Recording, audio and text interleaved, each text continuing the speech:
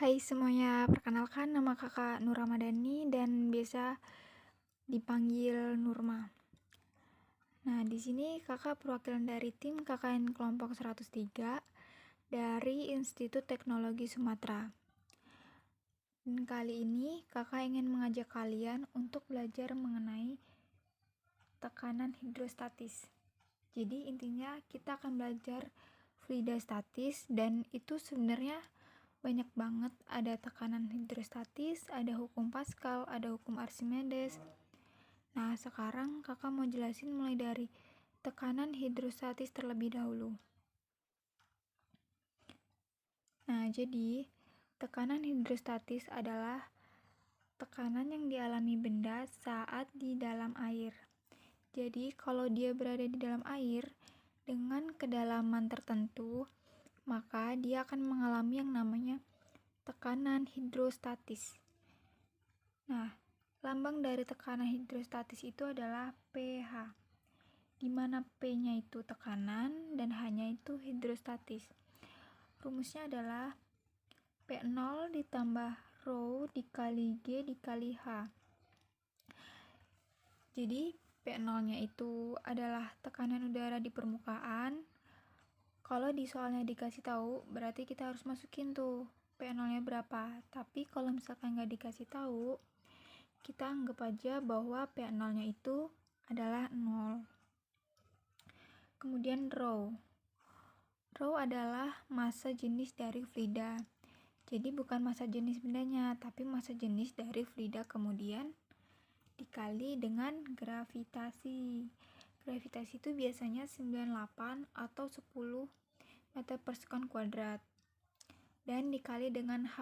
H itu kedalaman benda dalam zat cair. Nah, beberapa poin penting nih yang harus diperhatiin kalau kita belajar mengenai tekanan hidrostatis. Yang pertama itu, tekanan zat cair akan ke segala arah dan sama besar.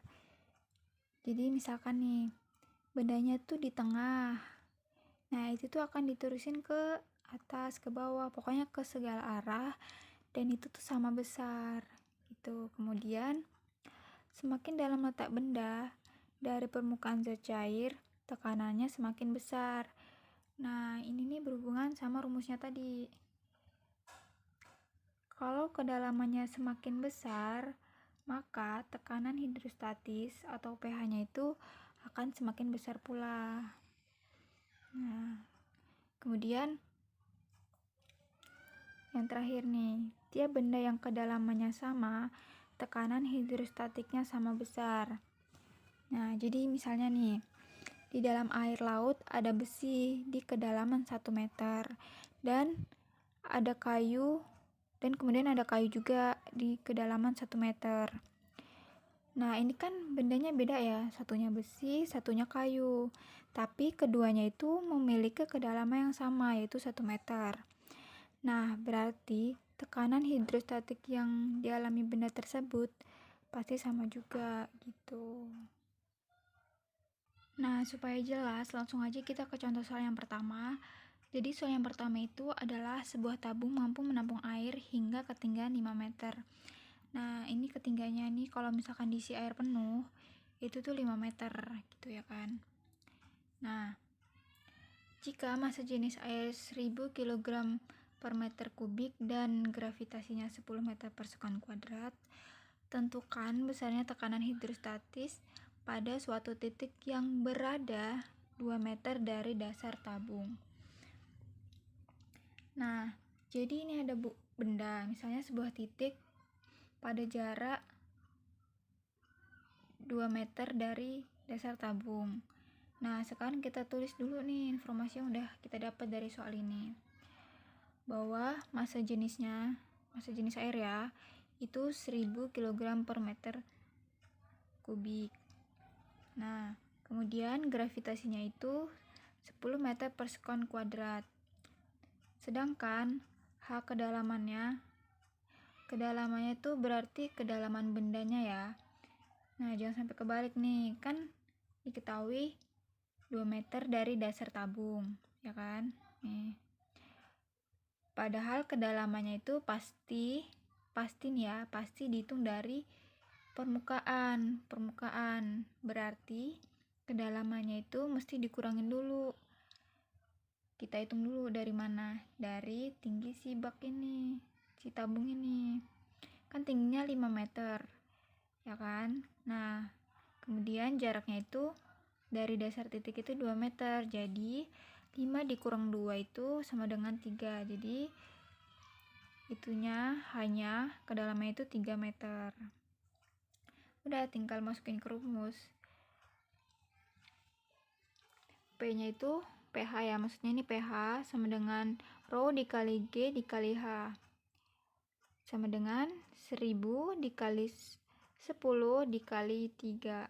Jadi tekanan hidrostatisnya adalah 3000 Newton per meter kuadrat.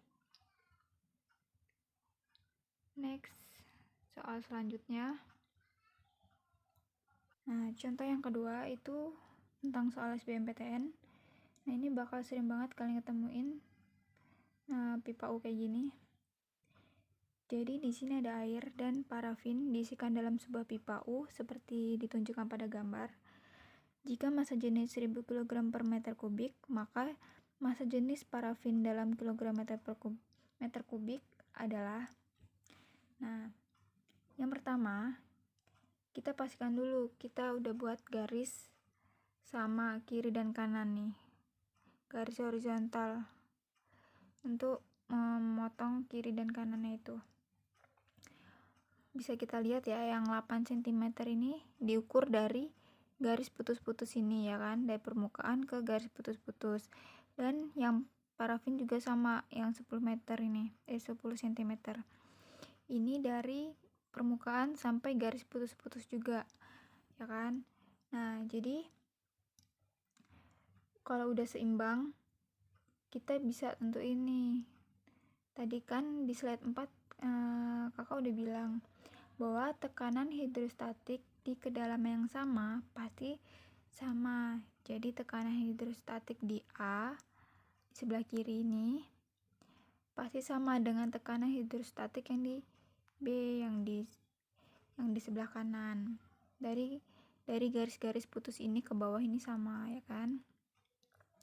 Nah, kalau udah tahu prinsip ini, kita tinggal tentuin tekanan hidrostatis di titik A berapa dan di titik B berapa.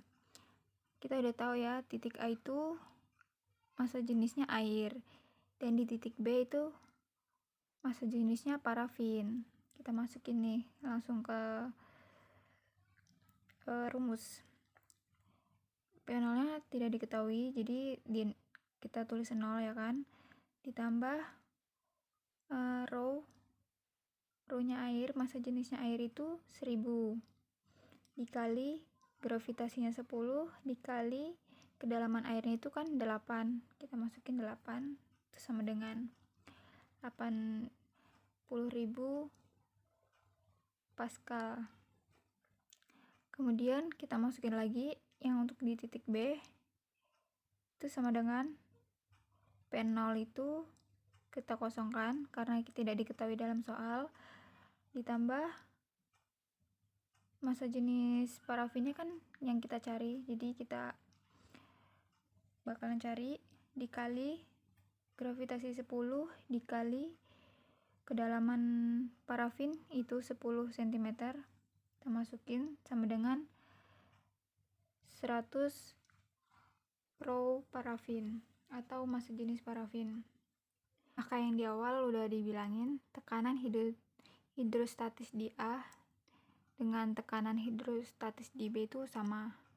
Berarti kita masukin aja 80.000 Pascal itu sama dengan 100 rho parafin.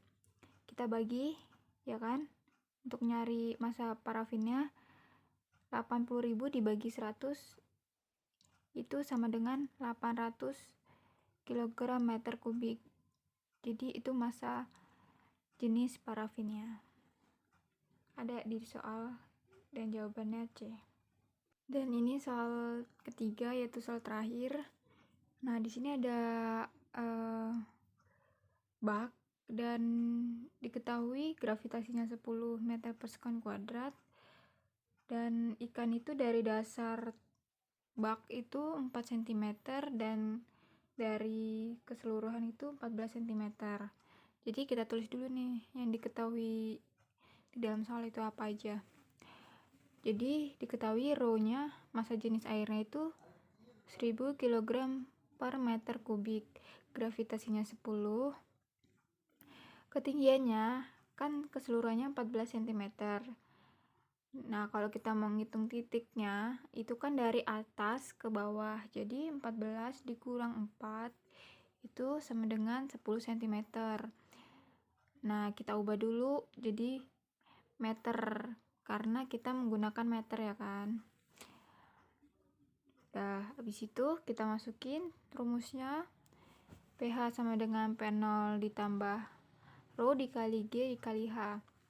P0 nya nggak diketahui, jadi dinolkan saja, ditambah 1000 dikali 10 dikali 0,1 sama dengan 1000 Pascal. Nah, sekian dari kakak.